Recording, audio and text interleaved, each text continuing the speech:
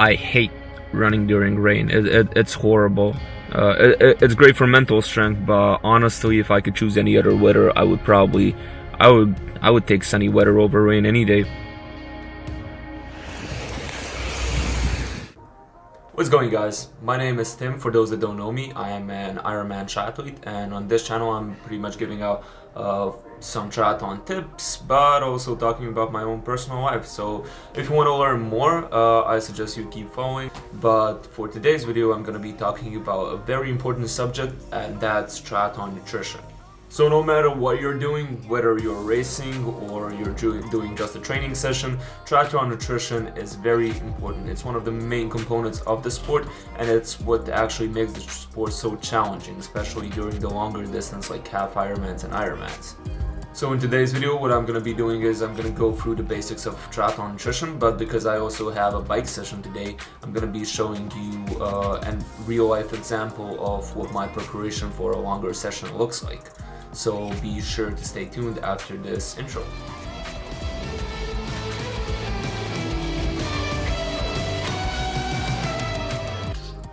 So, you have several different types of triathlon nutrition. It basically comes down to three categories. You have liquids, you have semi-solid/semi-liquids, and you have solid foods. Each one of these is very important for your if you want to do a proper race, also for training, and I'm going to be talking about each one of these individually.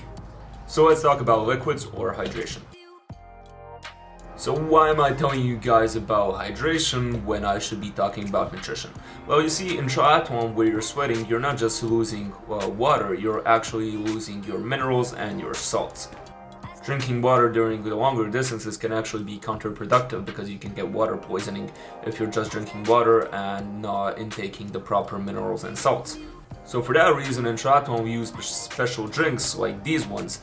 They're electrolyte-based drinks that contain salts, minerals, but most importantly they also contain carbohydrates, which is one of the reasons, actually the main reason I'm putting it in this list of nutrition for triathlon. It's a very important component which can make or break your triathlon session. For those of you that are racing, it's suggested to take a sip or two of your chosen electrolyte drink every 15 to 20 minutes to replenish those salts, minerals, and carbohydrates. Approximately, it's about 20 grams of carbohydrates in one bottle, and you need 60 grams in total. So that leaves you with 40 grams of something to digest during your race. That brings me to my second part, which is solid foods. During the swim session, you're not going to be intaking any solid foods, but you might drink some water if you're not that good of a swimmer. But basically, you're not going to be putting that much nutrition in yourself. That's where the solid foods in the bike leg come in. So as I said, on average, a triathlete is going to be consuming around 60 grams of carbohydrates per hour during the race. So since I don't recommend getting any solid foods during the run because it can shake up your body and make you sick, what I do recommend is taking up solid foods during your bike session.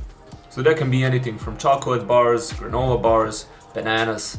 I even saw some people getting sandwiches during their races, but it's all game when it comes to triathlon nutrition. So during your bike session, you definitely want to be taking in solid foods that are going to be helping you later on.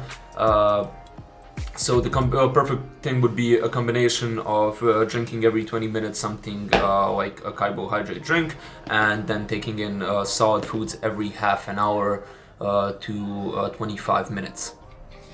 Last time to go, semi-solid foods. I actually got that. So yeah, as I said, semi-solid foods, they're very important during your races, especially during the run course. Now the reason you take up semi-solid foods or semi-solid nutrition is that it's not going to be so heavy on your stomach, so you're able to intake it during your run session. If you have a steel stomach, that's fine, you can take pretty much whatever you want, but for those regular triathletes, you're not going to want to take anything solid up. You also have several types of these. You have regular ones, you have isotonic ones, and you have caffeinated gels. Caffeinated gels are something I would leave for the last 5K. So it actually turns out that I didn't record the last part of the video, so I'm just gonna go through what I was supposed to say. Anyways, So gels are a crucial part of triathlon nutrition. Some people like to take them during the bike, some people like to take them during the run, or both. I myself, I prefer them during the run because they're lighter on the stomach, while on the bike I can use more solid foods.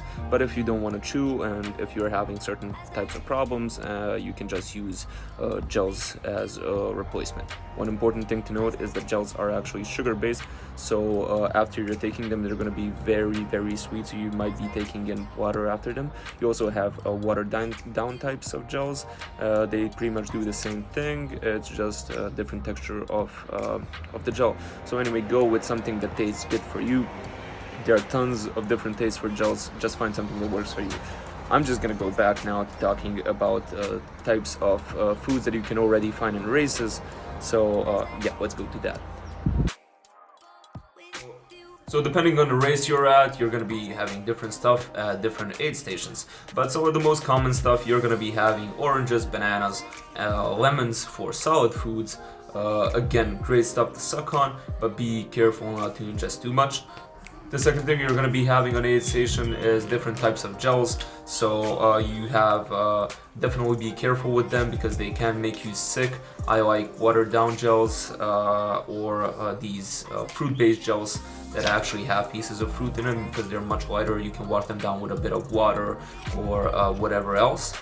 And last but not least, you also have liquids. Under liquids on the aid stations, you're going to be having Cokes, specific energy drinks, and electrolyte-based drinks. So what I like to do is basically take electrolyte drinks during the majority of the race while saving up the last 5K for a caffeinated option. Now this is where the caffeinated gels that I mentioned a second before actually come in. Because you see, it's all fun and games taking caffeinated gels at the beginning, but what caffeine does to you, it gathers up sugar in your body and it gives you a big energy surge. It's great for a quick session, but if it's a longer stretch, you're going to be crashing soon. You have caffeine crashes. I've seen people have it. I had it myself on my first couple of races until I learned what's actually going on. So I don't recommend taking caffeinated gels at the beginning of a race. That goes out to also runners, cyclists, everybody else.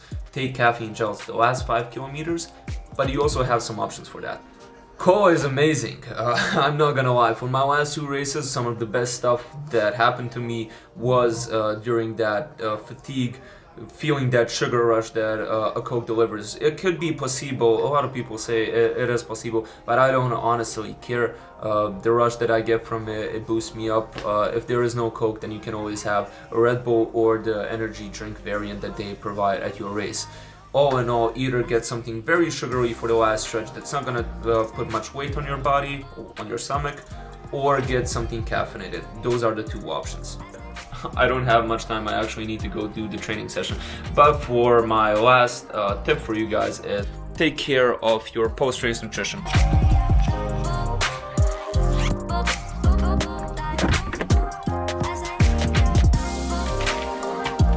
Safety first, let's go. Basically, for example, what I have here is I have my electrolytes in 1 bottle.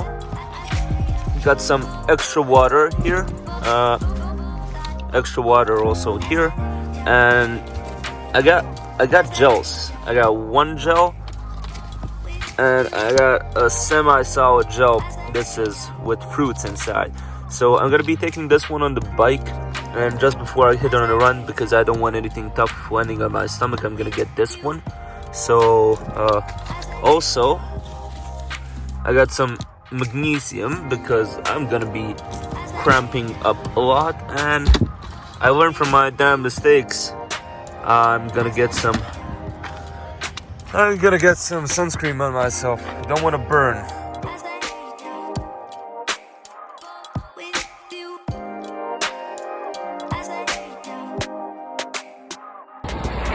So what I did on 5-minute easy, I used my electrolyte drink. Well, on the hard session I would just sip a bit of water. That's like 10 minutes, free time, 10 minutes. I would take in water, and I took the gel on 45 minutes and on the end, just so I don't feel bad. So yeah. Oh no, not a bad session. So anyway, pro tip. After you finish your workout, your body doesn't actually know you've been working out. So it's still exhausted and it's still gonna be spending calories and it's still gonna be sweating. So what you wanna do is use half an hour after your race / training, and you still wanna use, you wanna consume electrolytes to replenish the lost salts and minerals. So yeah, that's my recommendation basically, especially for the races, but training sessions are what make good races. To have a good race, you want a good training session, I guess. Yeah, that's what I want to say. So yeah, you should also be doing that for races. Yeah. Thanks to video editing magic, I'm just gonna use this moment to tell you guys that if you like the video, you can press the like button, and if you want to know more and follow more stuff, press the subscribe button. It means a lot, it helps a lot, and yeah, thanks for watching. I'm just gonna go back to editing.